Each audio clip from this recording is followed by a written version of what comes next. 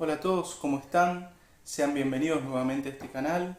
Sean también bienvenidos a este nuevo video, al segundo del canal para ser más específicos. En el video anterior hablábamos sobre la importancia de la historia, de qué es lo que significa la historia y de que por qué la estudiamos, por qué en nuestros días tiene tanta relevancia. En este nuevo video el objetivo es empezar a hablar de algunos procesos históricos y de sus consecuencias y también de aquello que gesta, ¿sí?, ese proceso en sí. Yo soy Lucas Pessoa, soy estudiante del profesorado en Historia. Hago siempre esta aclaración para que se entienda que estoy en proceso de formación. Esto claramente lo digo por una cuestión de que hay muchas cosas que debo perfeccionar, muchas cosas que aún debo aprender, pero que hago esto primero porque me gusta, porque me encanta hablar de historia, porque amo la historia y también, por supuesto, porque quiero generar en quien me escuche ese deseo de investigar, de aprender, de bucear en la historia, ¿sí?, de analizar, de investigar, de darle importancia al pasado para poder entender el presente y también para poder entender el futuro, entender que la historia es una ciencia viva, es una ciencia que está despierta, más despierta que nunca, y que está latente y que vive dentro nuestro. Así que bueno, eso como una pequeña introducción. La idea de hoy es analizar lo que es el génesis de los procesos independentistas americanos. Digo el génesis porque para entender el proceso independentista latinoamericano, vamos a enfocarnos en Latinoamérica principalmente, es primordial, es importantísimo considerar los sucesos que tienen lugar en Europa y en la propia América también, pero que suceden, valga la redundancia, antes de que se gesten las independencias. No es que las independencias americanas surgen de un día para el otro o que de un día para el otro aparecen grandes exponentes como Bolívar, San Martín, O'Higgins. No, no, no. Hay todo un proceso previo y a eso es lo que quiero llegar. Claramente hablar de todo este largo proceso independentista sería muy extenso, requeriría de un video muy largo, y es por eso que tomé la decisión de dividirlo en dos o hasta tres partes inclusive. Esta va a ser la primera, por supuesto. Y como ya dije, vamos a analizar lo previo, ¿sí? Entender las independencias americanas es necesario para entenderlas, como dije, mirar hacia Europa y mirar hacia el norte americano, ¿sí?, hacia el norte. Digo esto porque para que las independencias americanas se gesten, claramente tuvo que haber algo que las movilice previamente y tuvo que haber algún ejemplo a seguir también antes, por supuesto que sí. Las colonias americanas venían siendo objeto de explotación desde el año 1492, desde que el colono español pone su pie en América, y en ese largo proceso de 400 y pico de años, la situación aquí va a ser bastante perjudicial y negativa para el autóctono, ¿no? Una situación de explotación bajo el yugo del encomendero, ¿sí?, que actúa en nombre de la corona, que bajo el lema de la evangelización viene a conquistar estas tierras, pero lo cierto es que se produce la explotación de esa gran masa de mano de obra, que genera esclavitud, por supuesto que sí también. Entonces, ese es el contexto previo en el que se encuentran las colonias americanas llegado el siglo XIX. Pero a fines del siglo XVIII y principios del XIX, una serie de eventos revolucionarios van a tener lugar primero en Estados Unidos en el año 1776, declarando lo que hoy conocemos como Estados Unidos, declarándose la independencia de las 13 colonias en ese momento, y a la luz también de lo que sucede en Europa, o mejor dicho, lo que sucede en Europa es a la luz de lo que sucede en la independencia de las 13 colonias, como por ejemplo la Revolución Francesa, algo que ya venía sucediendo desde hace muchos años atrás, que era la Revolución Industrial también en Europa, en este caso en Gran Bretaña. Esto para entender un poco lo que es el siglo XVIII, el siglo previo, ¿no? Pero entrado el siglo XIX van a haber algunos sucesos muy relevantes también, como es la aparición de la figura de Napoleón, ¿sí? Ese militar con tanto prestigio en Francia que logra un expansionismo gigantesco, tremendo, conquistando casi que todo lo que se le cruza en el medio. Bueno, mientras todas esas cosas van pasando y sucediendo, la metrópoli nuestra, que es España, en cierto modo va quedando como relegada de todo eso, va quedando como estancada en el tiempo. Estos principios liberales que se ven en la independencia de las 13 colonias, que posteriormente serán Estados Unidos, por supuesto, estos principios también revolucionarios que se ven en Francia, todo lo que trae consigo la revolución industrial, España va quedando como relegada. Pareciera que España lo único que hace es seguir viviendo a expensas de la extracción de los metales preciosos americanos. Entonces queda como en un segundo plano, ¿sí?, entre las potencias europeas. Y eso no va a ser algo menor. Acá tenemos que tener en cuenta también, por supuesto, que tenemos el monopolio comercial, ese centro único de negocios en el que van las mercaderías o las extracciones que se hacen de América o los productos americanos van solamente a Sevilla, puerto único. Esa centralización del comercio que hace que todo se atrase. Todo ese es el contexto. Y entonces, llegada a la corona española, sí, digo bien, de los Borbones, ¿sí?, la dinastía de los Borbones, van a haber una serie de reformas, una serie de sucesos que van a aplicarse para las colonias americanas. A esto se lo conoce como reformas borbónicas, propiamente de su nombre, y el objetivo acá es convertir al territorio americano y a la propia España, que como digo va quedando relegada, pareciera, de todos estos grandes eventos que van sucediendo simultáneamente, convertirla de vuelta en una potencia. Traerla de vuelta a ser esa gran potencia que había sido alguna vez y que ahora estaba en decadencia. Es así como se toman algunas medidas trascendentales, como es el caso de convertir a las colonias americanas no solamente en productoras, ¿sí?, en productoras de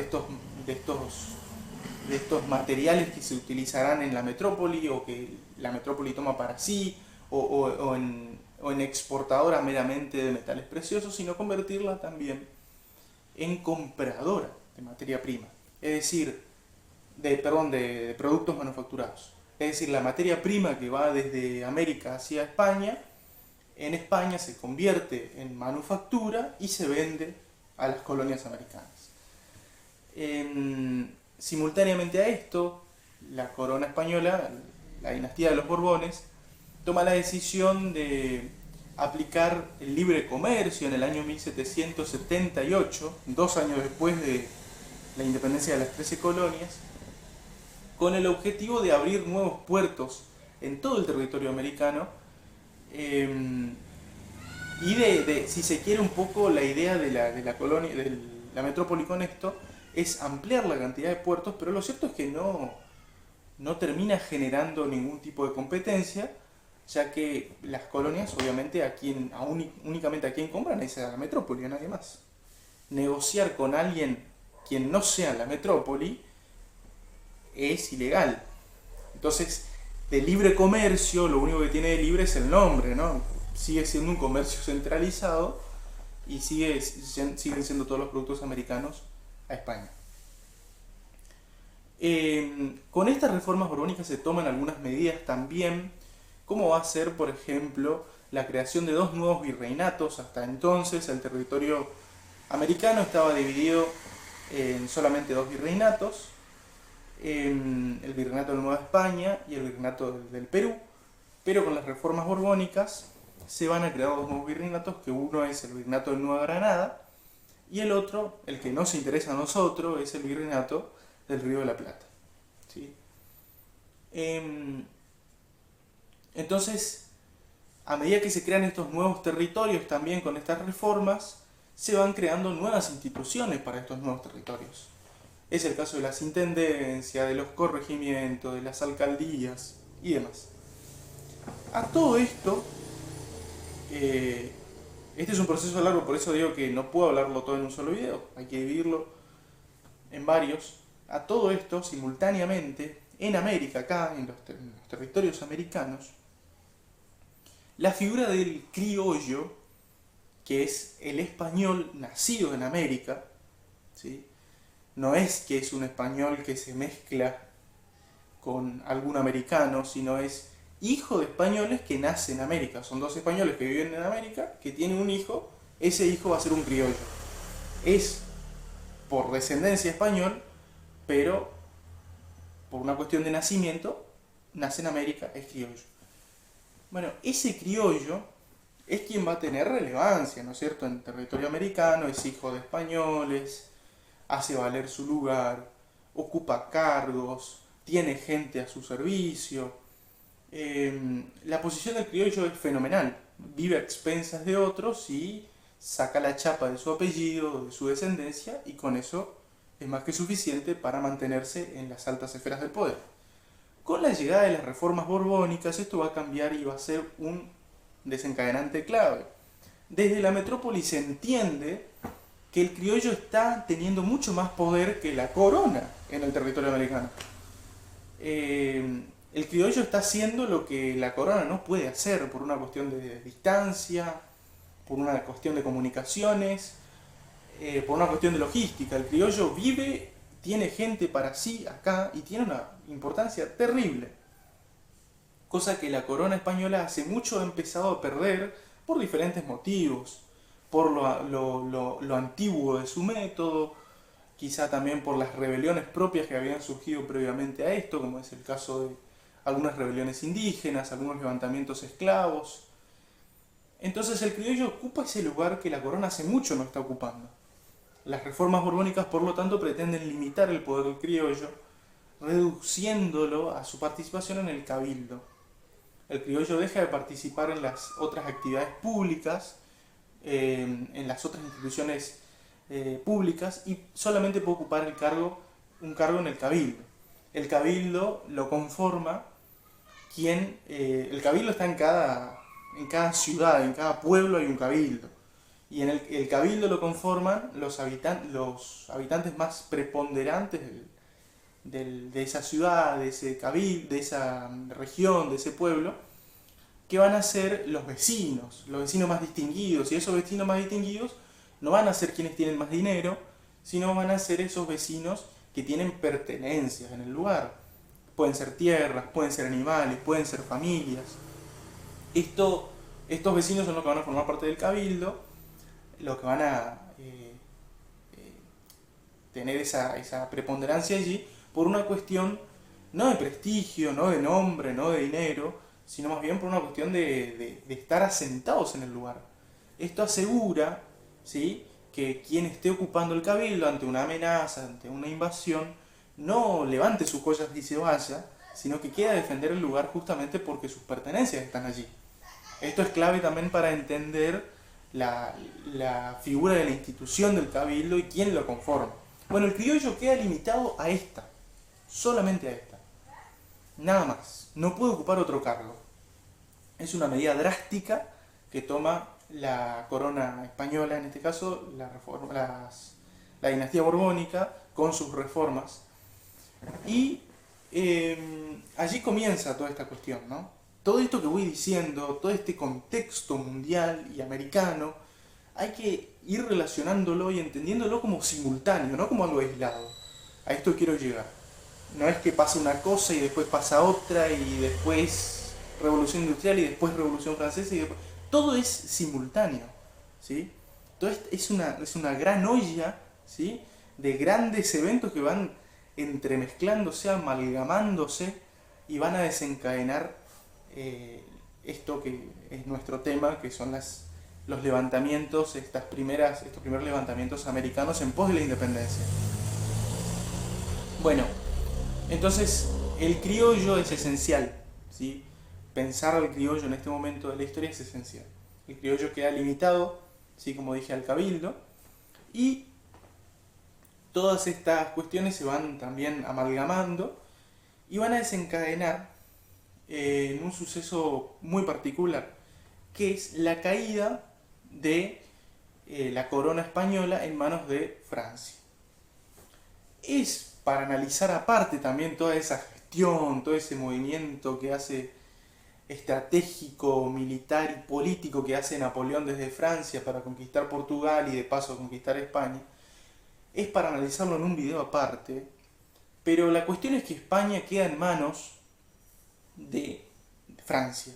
Y Napoleón pone en el trono español a José Bonaparte.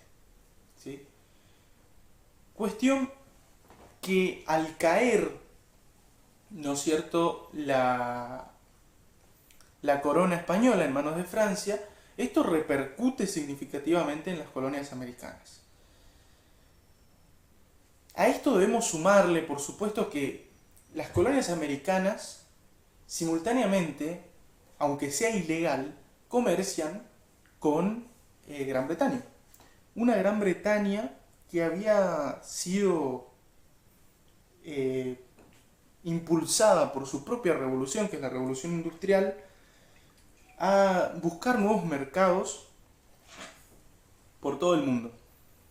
El caso de América no es una excepción, o sea, que pone sus ojos en América, primero porque sus 13 colonias en el norte americano logran su independencia, su emancipación, y con ello pierden el principal comercio que tienen.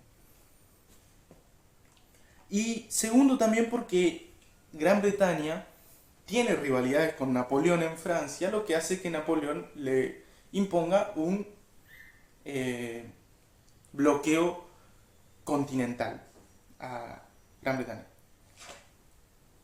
Simultáneamente también Gran Bretaña responde con esto y propone un bloqueo marítimo a Francia, por supuesto, pero es cierto que Gran Bretaña se ve limitada para comerciar con los países europeos, por lo tanto busca, ¿sí?, ampliar su mercado en los otros continentes. El caso es que pone sus ojos en América. Entonces, el comercio con Gran Bretaña se va gestando desde hace ya bastante tiempo de manera ilegal. Recordemos, libre comercio, lo único que tiene libre es el nombre, no se puede comerciar con otra potencia que no sea España, o sea que el comercio con Gran Bretaña es ilegal, aún así se practica. Este contacto con un país industrializado, con un imperio industrializado, va gestando también este ideal emancipatorio en las colonias americanas. Por otra parte, acá quiero citar a Horacio Gaguero, que es un autor que a mí me gusta mucho porque en pocas palabras logra explicar muy bien, en este caso, lo que es el proceso americano, pero él también hace varios análisis, inclusive acá está analizando el siglo XIX, pero también analiza el siglo XX. Es un autor muy interesante. Pero acá dice, si bien hasta 1810 en casi todas las regiones latinoamericanas los españoles controlaban las instituciones locales, que es lo que estamos diciendo con las reformas borbónicas, se ponen a representantes directos de España en esas instituciones, el criollo queda relegado a un segundo plano, tercer, cuarto plano, pudiendo participar solamente del cabildo. Los criollos, dice el autor, comenzaron a gravitar manejando las mismas ideas que en Europa eran sinónimo de progreso, libertad, igualdad y desarrollo económico. Esto es vital, es súper clave. Acá dice algo más Horacio Gaguero, que ahora lo voy a leer, que para mí es lo más importante de todo, pero es vital para entender. Tenemos a una España que está en manos de Francia, es decir, esto genera un vacío de poder en las colonias americanas. Tenemos simultáneamente las instituciones que ha establecido la reforma borbónica, que no dejan de apretar y apretar a las colonias para extraer la mayor cantidad posible de recursos y para obligarles a comprar la manufactura que ellos mismos realizan de los propios materiales que acá se extraen. Seguimos manteniendo aún en tierras americanas la explotación del indígena. Vemos como el resto de las grandes potencias, en el caso de las 13 colonias en el propio territorio americano, se han independizado. En el caso de Haití, que lo vamos a charlar en otro video aparte, también, año 1804, Haití ya es independiente. La primera y única república de negros que se ha independizado por sí sola, de esclavos, ¿no es cierto? De negros esclavos. Tenemos esta cuestión, entonces, como digo, también del contacto con Gran Bretaña, aunque ilegal, pero el contacto al fin y al cabo con una potencia industrializada. Y tenemos al criollo, que es quien maneja las masas en territorio americano, reducido, limitado a participar únicamente del cabildo. Entonces, ¿qué va a pasar en este contexto? Y tenemos, no olvidemos también, todas las ideas liberales y que proponen esa ruptura con el régimen monárquico absolutista, dando vueltas por todo el mundo y llegando hasta nuestros territorios también. ¿Qué va a pasar entonces? El criollo, que es quien maneja las masas, como dice Horacio Gaguero, comienza a gravitar manejando las mismas ideas que en Europa, y a esto yo le sumo, en las 13 colonias, eran sinónimo de progreso, libertad, igualdad y desarrollo económico. Y acá, cito textual, dice, la independencia de las regiones latinoamericanas empieza a ser una necesidad. Deja de ser una especulación, deja de ser un ideal, una posibilidad, y empieza a convertirse en una necesidad. A este punto es al que quería llegar. Entender las independencias latinoamericanas implica entender todo el contexto global de lo que está sucediendo, principalmente en Europa y en las 13 colonias americanas, para entender también la importancia del criollo y de su vinculación con estas ideas liberales y emancipatorias y la presión que ejercen las reformas borbónicas en territorio americano. Todo esto generará un clima de tensión terrible, a esto además sumado ese vacío de poder, como ya dije, que deja la caída de Fernando VII, el rey español, en manos de Francia. Todo esto genera una gran masa de problemas que desencadenará en las posteriores independencias americanas. Que eso lo vamos a charlar en el próximo video. Ese es el tema para el próximo video, ya dejo pendiente eso también. Pero quería hacer hincapié en esto. Antes de entender las independencias hay que entender esto. Y antes de pensar en los grandes líderes independentistas, hay que entender esto. Hay que fijarse de dónde surgen estas ideas y por qué surgen. Y cómo llegan hacia nosotros, ¿no es cierto? Hacia nosotros americanos, digo. Así que bueno, este ha sido un video bastante largo, aún tratando de resumirlo la mayor cantidad posible, ha sido un video bastante largo. Pero como dije, era necesario empezar por acá, para poder entender lo que va a suceder después y para dar este puntapié inicial con respecto no solamente a la charla que estamos teniendo de este proceso histórico, sino también para poder ir entendiendo cómo se van configurando los distintos hechos y sucesos simultáneamente, ¿no? Insisto con esto, cuando hablamos de historia y cuando relacionamos estos distintos procesos que a veces nos parecen tan aislados y que desde la escuela se nos enseña como que uno va después del otro y que todos van por separado, pero la realidad es que van juntos y van simultáneos y van amalgamándose entre sí y van generando toda esta cuestión candente, en este caso en América, y que posteriormente van a tener esa relevancia tan vital como para que las colonias empiecen a sublevarse y a levantarse en contra del dominio colonial. Así que les agradezco por haber estado del otro lado escuchando esta charla, escuchando esta exposición, esta humilde exposición, y los espero por supuesto también en el próximo video. Espero que les haya servido. Los leo en los comentarios si hay algo que acotar, si hay algo que sugerir, Si hay algo que agregar, si hay algo que decir que está bien, que está mal, los leo a todos y les agradezco por estar siempre del otro lado. Así que bueno, nos estamos viendo en el próximo video.